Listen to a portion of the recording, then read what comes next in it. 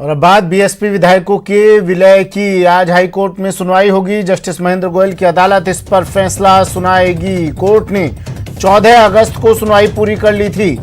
समय की कमी के कारण, समय अभाव के कारण फैसला कोर्ट नहीं सुना सकी थी। स्पीकर के विलय के आदेश को चुनौती दी गई है। बसपा और मदन दिलावर की ओर से ये चुनौती दी गई है। बसपा के टिकट पर 6 विधायक कांग्रेस में शामिल हुए थे और इस विलय को चुनौती दी गई थी और आज इस पर फैसला कोर्ट सुनाएगी।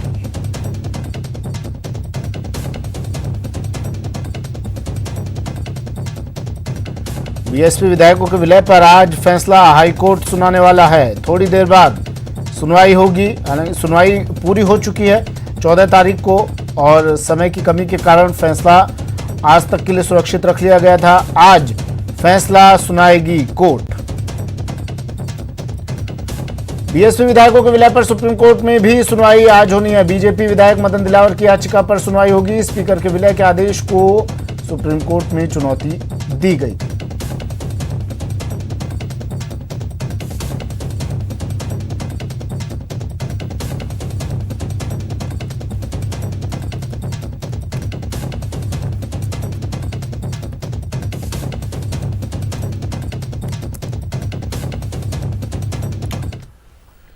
चलिए, तो आज फैसला सुनाएगी हाई कोर्ट। सुप्रीम कोर्ट में भी सुनवाई है। क्या कुछ रहेगा? हालांकि स्थिति तो साफ हो चुकी है। ज़्यादा बात बनती या बिगड़ती हुई नज़र नहीं आएगी। लेकिन क्या आज के फैसले के बाद क्या असर पड़ सकता है?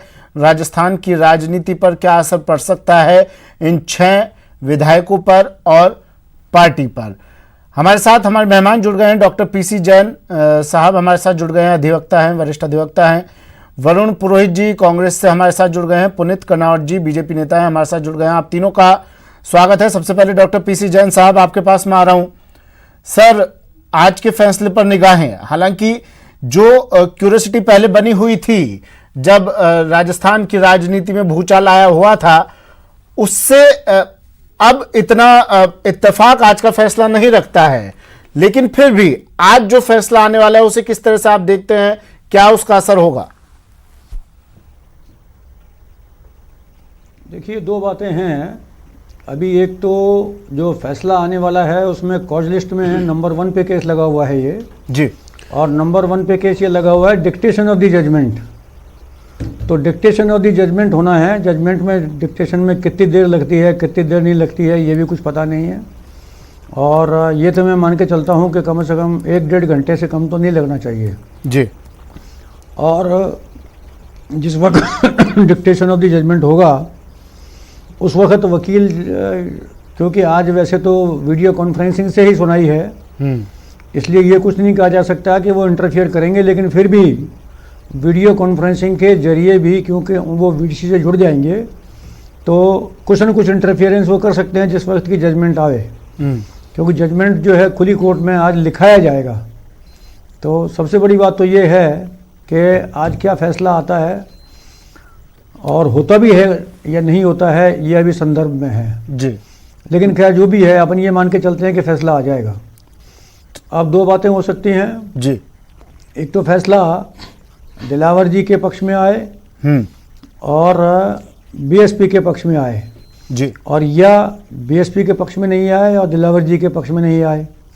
दोनों पार्टियों को, क्योंकि ये सिंगल बेंच का फैसला है जी, तो दोनों पार्टियों को ये एक ऑप्शन है कि वो सीधे हाई कोर्ट में डिवीजन बेंच में जा सकते हैं, डबल बेंच में जा सकते हैं। ठीक है। और डबल बेंच में ही जाना चाहिए। अगर डबल बेंच में नहीं गए तो सुप्रीम कोर्ट में अगर सीधे चले गए तो सुप्रीम कोर्ट ये कह सकता है कि पहले आप अपनी प्रक्रिया पूरी करके आइए और डबल बेंच में जाइए, वहाँ से जो भी कुछ होगा उसके बाद हम सुनेंगे।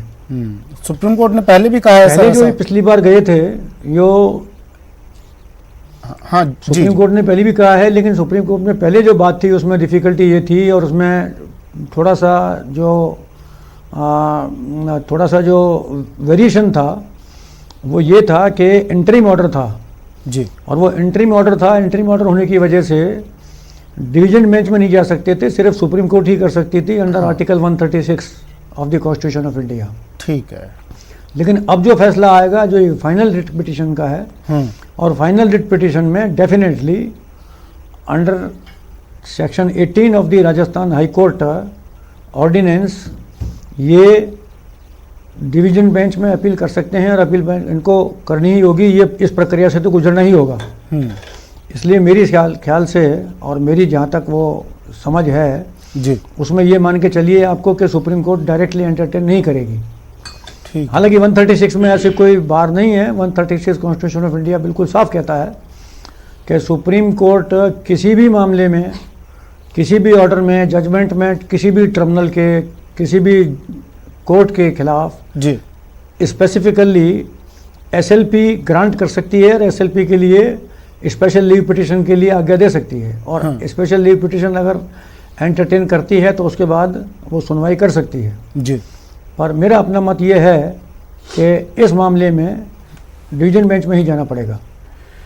ठीक है। सर मैं फिर से लौट रहा हूँ आपके पास। शंकर आनंद मेरे सहयोगी हमारे साथ फोन लाइन पर जुड़ गए हैं दिल्ली से। शंकर, जो मामला